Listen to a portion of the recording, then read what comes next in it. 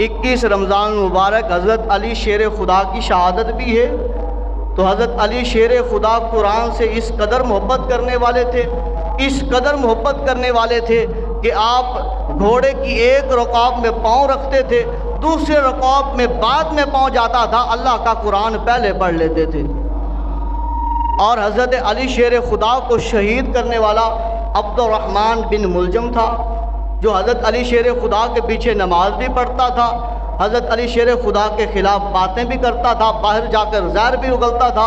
एक जुम्मा हज़रत अली शेर खुदा के पीछे पड़ा, जब हज़रत अली शेर खुदा अल्लाह और उसके महबूब का फरमान सुना रहे थे, उस अब्दुर्रहमान मुलजम लानती शख्स ने उसी कूफा की जामिया मस्जिद में बैठे हुए कहा कि मैं तुझे अली,